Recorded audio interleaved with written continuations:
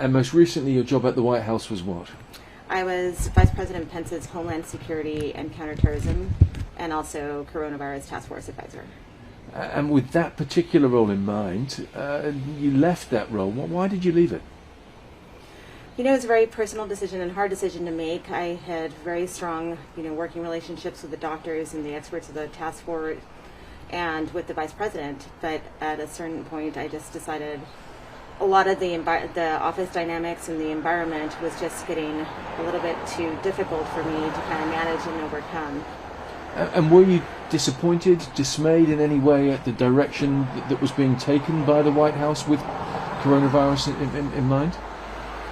Yes, I mean, it was very challenging, and honestly it was disheartening to sit and work so many long hours and be dedicated during this pandemic, during the crisis response with all of these experts and some of the cabinet members, and then to have some of the more political influence and dynamics overshadow that and consistently undermine the work that was being done on behalf of Americans. I mean, we're still in the middle of this pandemic crisis. And just having, the president go out and say messaging that was very contradictory to what we needed him to say. It was appalling, honestly, to go in there every day and have face this challenge. You were disappointed in the president's comments in particular. Yes, from early onset, he, when at the start when he started calling it a hoax, I mean, that was just completely detrimental because he was portraying this image of the pandemic that it wasn't real, and this was something that was going to impact our lives increasingly in the days to come. It was just not helpful. And so what we now see has happened to him and to others in the White House. In your mind, that was entirely predictable? Having worked in the White House, I worked there 2 years, and in the past, since January, since the pandemic started, the truth is there were masks out. The Dr.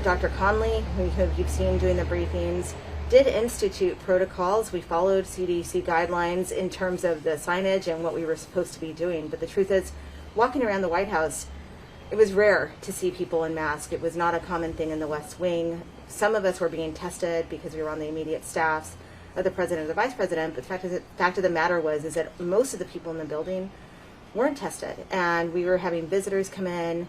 It was honestly only a matter of time before this happened. I was surprised, actually, that it took this long. And do you feel it was the president's lead and his attitude that perhaps led to that happening more so? Most certainly so, because, it was this atmosphere of this culture of fear that I've described where it's an atmosphere where you don't want to speak out. You don't want to step out of line because you don't want that movement to be noticed. And at times, if you had a mask on and you were in the West Wing or in a group of people, you got the looks. You got the awkward feeling that you were the odd person out. And that's driven from the top down based on his messaging and his rhetoric. His political circle and advisors are going to follow that. And having been part of a task force that's wanted to fight this pandemic and to do as much as you can for the American people, what do you think of his messaging in the last 24 hours? Yeah, I had hoped that he would maybe suddenly have a change of heart and realize that COVID isn't a joke. It's real. It's very real. It's hurt a lot of people. It's impacted many lives, and people have lost loved ones over it. He had an opportunity to really say, hey, I've experienced it now. I've gone through this. I'm watching my staff go through it. This is real and should be taken seriously. And instead what I saw, it was a president that refused to show any empathy towards any of us, even globally, on what we are going through, and instead double down. And what he did is dangerous. He was delivering once again a message that is detrimental to saving lives. And it's almost criminal, do you believe?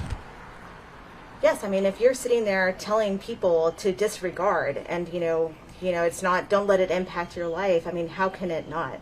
It is a virus that spreads very easily. It's extremely contagious. And, there are people in the hospital still today fighting for their lives, today on ventilators. And I don't know how the leader of the free world can sit on a balcony and just show plain disregard for human life in the way he did last night. Now, your mask finally tells a story because we are obviously, as well as being in the pandemic, we're in election season. Do you feel that anyone will really care enough about his views either way to make this a major voting issue? I think so. I mean, this pandemic, it impacts so many people in so many different ways. You know, it's impacted the economy. It's impacted people's daily lives. It's impacting school children who parents are trying to juggle. You know, those that are able to work from home, they're juggling that with trying to do online learning, or if their kids have gone to school based on some guidelines that were manipulated by the political dynamics in the White House, their kids are likely been exposed. We're watching these outbreaks happen in schools across America, and they're having to walk those back. And it's heartbreaking to watch this development happen. Do you think the president cares about these people? Absolutely not.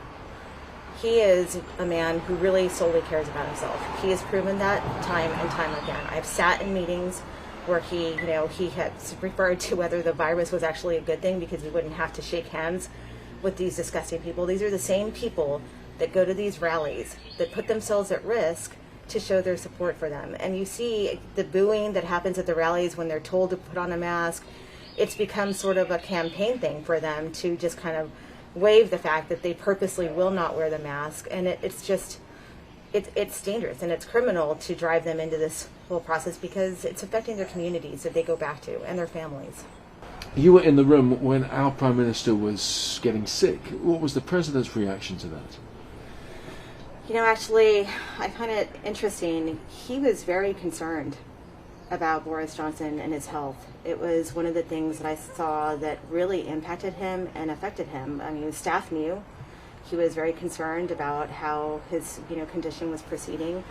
I think in many ways it showed a vulnerability that we don't often see the president show, and I think it's because he was watching, a world leader that I know he respects and I know he has a very good relationship with, and I think it just kind of gave him pause to see this individual going through that, and I think I personally think it worried him.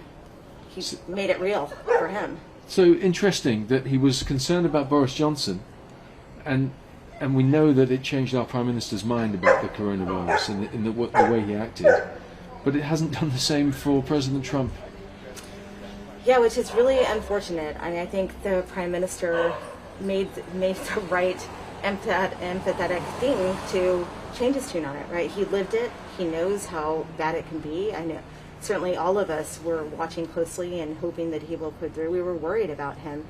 And I think what you saw was a rational human being say, okay, we need to take this seriously. I've lived it. It's very real. And instead, what we have here in our country, unfortunately, is the president saying, hey, look, I'm fine.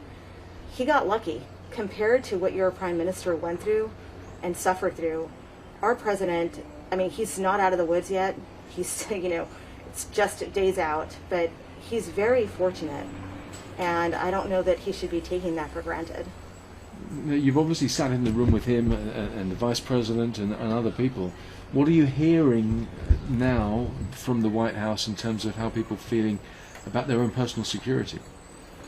I think they're nervous. I think there is a lack of guidance and direction there, and after watching the president's behavior, especially last night and how he was reacting, I think how can they not be, right? I mean, there's so many staff in the White House, so many staff in the residence that he could potentially put at risk and already has. And the immediate staff, having people still around and doing press briefings like Haley did, and all those things, they're around other staffers. All of these staffers have likely been exposed, and I know for a fact, I've talked to some of them, they're nervous and they're scared and they're angry, they're upset.